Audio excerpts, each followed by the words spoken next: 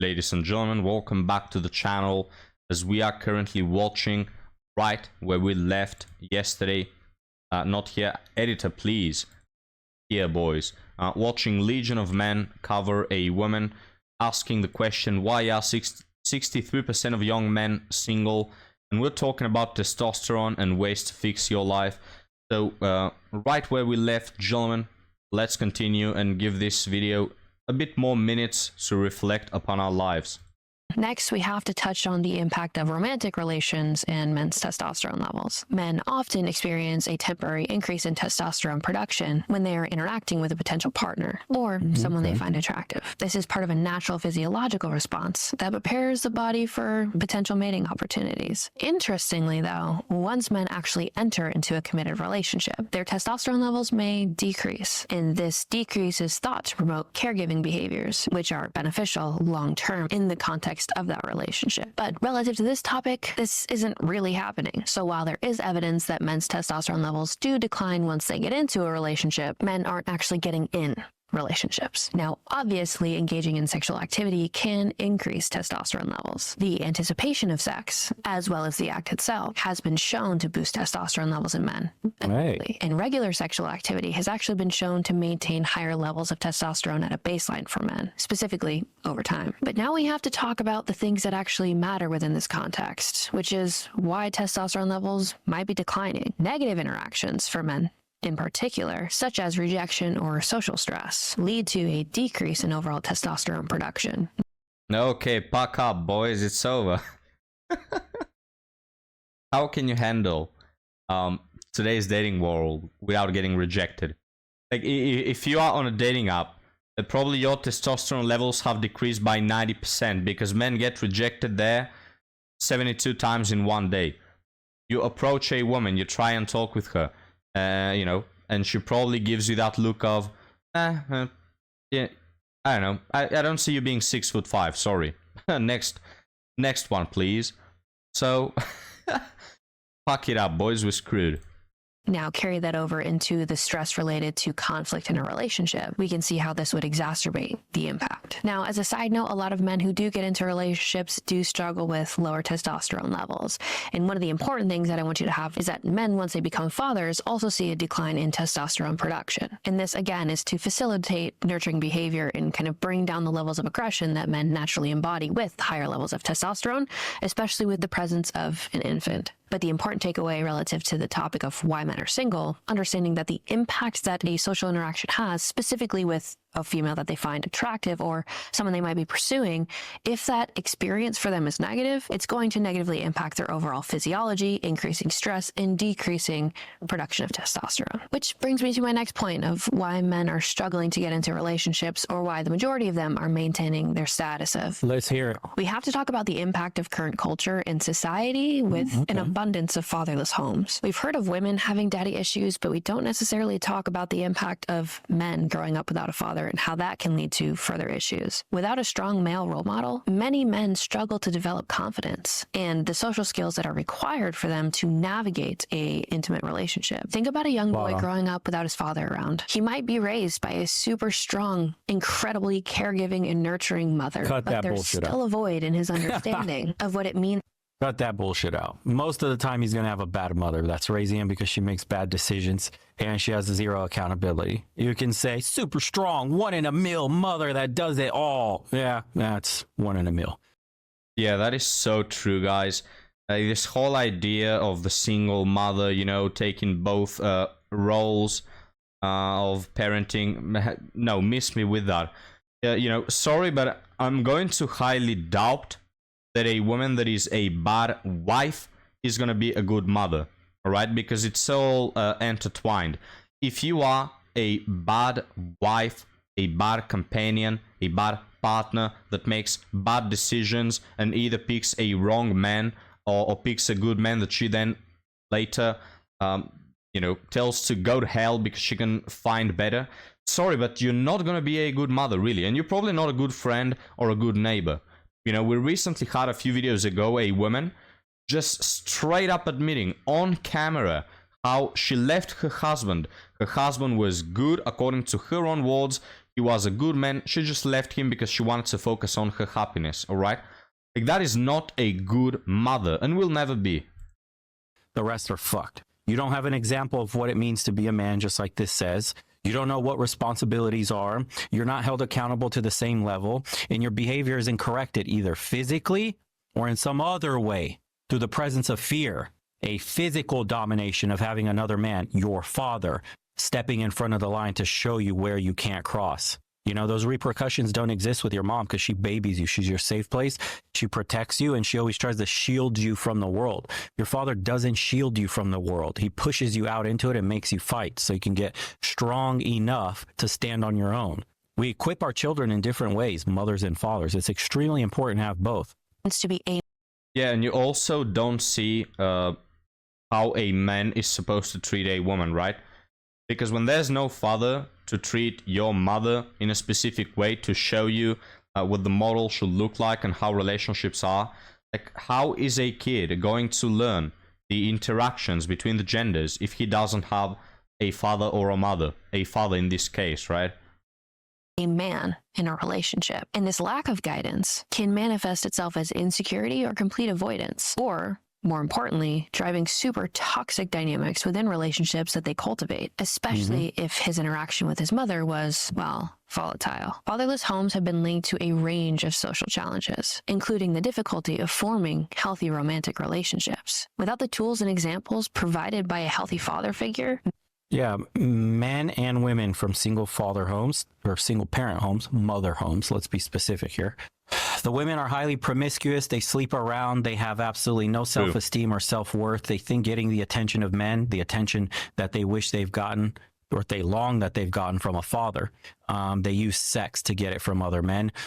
Guys, I'm going to pause him right here. That is so true.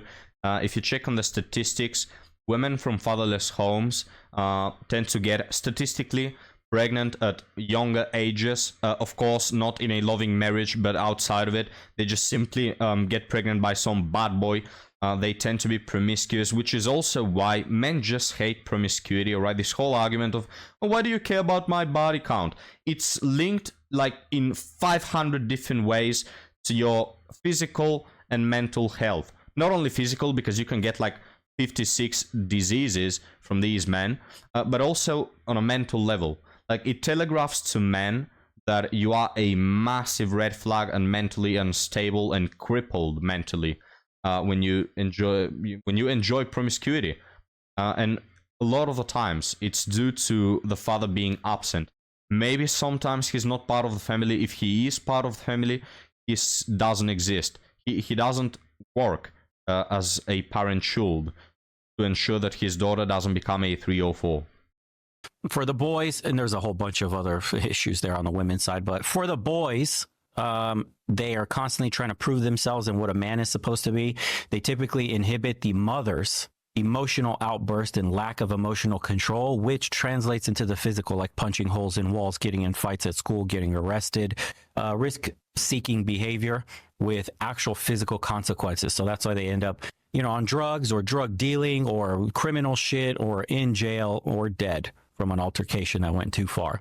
And that happens because you were never raised with a father present to teach you where the line is, the unwritten rules, the codes of men. It's unfortunate. Men will find themselves unequipped to engage in meaningful relationships. And this is because fathers play a crucial role in the development of a healthy masculine in their sons. And this influence is multifaceted, encompassing direct behavioral modeling, emotional support, and the provision of a secure environment where boys can explore their identity and learn the strong form of a healthy masculine. Through everyday interactions, boys learn about assertiveness, problem solving, and how to balance traditionally masculine traits like strength with emotional intelligence. And for fathers who model healthy masculinity, demonstrating respect, empathy, and responsible behavior, equip their sons with the tools to navigate moving into manhood in a healthy way. Now, in another really important note, especially around cultural standards and the pressure that we put on men, specifically when it comes to their emotions, is that fathers who are present and emotionally available for their sons can help them learn to work through their emotions as they continue to grow. And this counters the cultural pressure for boys and men to continue to suppress their emotional state. And this can lead to issues like overall aggression or emotional detachment later on in life. Now, lastly, especially as a clinical psych student, I have to touch on the importance of rough and tumble play. This is a form of physical interaction that often occurs between father and son, and this plays a significant role in the overall development of social and emotional skills. It helps boys learn to regulate their emotions as they go through play, build restraint around their impulses, and understand boundaries while cultivating overall levels of resilience. During rough and tumble play, boys I want to pause it here to say that this is what often feminist and stupid people call toxic masculinity, which, as many people have said, there is no toxic masculinity. There is masculinity, and then there is lack of masculinity. All right, a man punching holes in the wall is not toxic masculinity. It's a lack of masculinity, right? Like true masculinity is a man who shows containment, self-control, a balanced mindset. That is masculinity. And anything outside of these healthy masculine traits, it's just the lack of masculinity itself. But it's so hard for these stupid feminists to understand that, because of course they just want to trash men. learn the difference between playful aggression and real aggression. And this again helps them to develop overall self-control and also understand other people's social cues. So without this, you can see how the development and manifestation of a man's aggression without the understanding of when is too much can lead to negative consequences, not just for them, but for the people around them. So it may not feel like it's that important when it comes to why men are single. I think it's really important to discuss the absent father issue that we have in our current culture. Without a father or a positive male role model, men don't get the skills or understanding of how to navigate things, especially interpersonally. We learn, all of our behavior is learned, and we tend to learn it by observing our parents, specifically at a very young age. And fathers are important when it comes to modeling how to treat a partner with respect, and vice versa for women, but the conversation today is about men. How do you manage your emotions? How do you address conflict? How do you communicate effectively? And when boys grow up without witnessing these dynamics, it can manifest as dysfunctional, but the problem is they just were never taught how. And if we look into the psychological impacts around this, I'm sure you've heard of attachment styles, but if you haven't, I'm just going to cover the theory here. Attachment theory suggests that children form their initial understanding of relationships through their interactions with their primary caregivers. So when a father is absent, it can disrupt the secure attachment that is required for developing both trust and confidence in the pursuit of a relationship. So for the children who are raised without a father figure, and this is for both parents as well. And so when we look at the problem with boys being raised without fathers, we can see how this can lead to them developing an insecure attachment style. And this will absolutely exacerbate problems and challenges. Guys, I'm going to pause it right here. Again, if you want to watch the whole bit by Legion of Men, beautiful content creator, why are 63% of young men single? Woman tries to answer. You can find it on his channel. But I want to give a few thoughts before closing the video. So I'm going to put on some gameplay, gentlemen. When it comes to, criminals and people that often get in jail or stuff like that, especially in the USA, as I'm keeping track of that, black families, well, not families, black people suffer especially from a lack of a father figure, right? It's a very common problem, as you are aware, and there is proportionately a lot of black crime. And there have been so many conversations about this, and the way people try to change it is they sort of, instead of going to the root problem, which is fixing the family unit, they try to change certain policies and change this and change this other thing that is not related at all, And I'm not going to make this political, gentlemen, but I just simply don't get why they're trying to gaslight us into thinking that the problem with crime has to do with anything outside of the family. Fix the freaking family, and you probably wouldn't have 90% of the problems, all right? Like the whole problem, guys, on a moral level, on a criminal level, the whole problem with society being so corrupt and so evil is really a simple solution. Fix the family. It's the building block of society. It's where children get their idea of how the world operates, of how the gender dynamics work. That's where they get them. You know, parents are to little kids essentially gods. You teach them everything. You know, you are the god for that little child. Fix the family unit. Instead of trying to change a dumbass policy that has nothing to do with it. But outside of that, gentlemen, the reason why I'm saying this is because lately I've been hearing women, feminists, stupid women, modern women, not real women, but, you know, females, talk about how they don't need men, right? And talk about the male loneliness epidemic and how it's all men's fault because, wouldn't you see, we don't have the emotional intelligence to fix our lives, to make ourselves more precious in the eyes of women, because women no longer need us. Now they have money, so why would they need a man? They make me think of like a little kid, you know, that just got his first job working as a cashier, and now he has a bit of money and his grandma gifted him $50, and now he's like, oh, I don't need my parents, you know, acting so arrogant like a little crappy brat. That's what they remind me of. Oh, no, I have my job, my 9 to 5, I don't need no man. It's such a dumbass argument that they don't need men, because men, even talking about material stuff, men have built everything, all right? What's this whole thing about we don't need no men? Where are you gonna live then? You know, like, men keep societies afloat. Men keep societies running every single day at like 5 a.m. in the morning. Mostly men, I would say over 95% men wake up to fulfill all the hard labor and work that has to do with keeping societies running, right? So if it were up to women, I don't think they can. To be honest with you guys, I don't think they can take these roles, and they're not proving me wrong either way. You know, I don't see no women with all their empowerment going to, I don't know, take the trash out at 4 a.m. in the morning. You know, I don't know what the job, the profession is, but these men that, you know, take out the trash into the truck and do all these things. Guys, I've never seen a single woman do that work. You know, I've never seen women fixing the pipes, getting there in the mud with the cockroaches to, you know, keep the pipes running. Never seen a woman there. Never seen a woman in a construction site. You know, so I don't see how you don't need no men. Well, wherever you're watching, guys, you may be watching at home, maybe you're at the gym, maybe you're driving back from work. Wherever you are right now, a man has built that. That house, that building, the road you are driving in, it was engineered and constructed by men. So, never seen a woman do it. There's probably 5 in the whole country that work in construction, all right? But even outside of that, it's just funny to mention it, but even outside of the material things that men provide, let's say that in a futuristic society that we'll never reach because it will all collapse in a matter of a few years, but even if we reach that point where, let's say, we can automate the whole process and robots can keep the pipes running and construct things, even if all tasks that men perform will be changed by a robot doing them, men will still be needed, right? You need men on an emotional, psychological, mental level. You just need men, and men need women.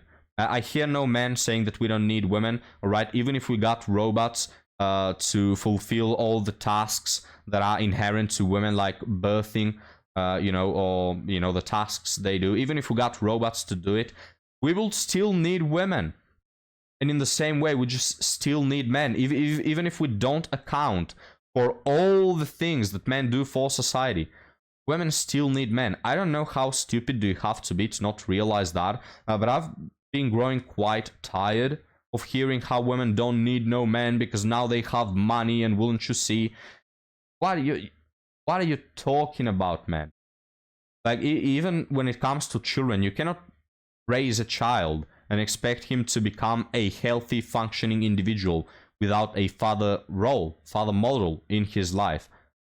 and even on a romantic level, right? Even if we're not talking about society as a whole, even on a interpersonal level, when it comes to one individual woman, she still needs a man on a mental level, on a psychological level, emotional, if you want to call it, right? So we'll end on that thought, gentlemen. Don't let them lie to you. I know they don't. It's such a stupid argument, but this whole thing of, well, we don't need men anymore, and the reason why they're single is because they're not enough valuable for us women. You'll just pass away alone, single, sad, bitter, and you'll be forgotten by everyone, right? You still need men, you dumbass witch. But hey, that's for them to suffer, honestly. If you think that you don't need no man, alright. Knock yourself out, you know? You'll suffer the consequences of your own delusion. But gentlemen, thank you for watching. Thank you for joining me and Ampu. Thank you for being part of this conversation. I think that this video will be posted on the 25th, which is Christmas or whatever you're celebrating. So happy holidays, gentlemen. Enjoy your family, enjoy your friends, enjoy this time to have a bit of, peace. And I hope you all have a good time, guys. I'll see you next time.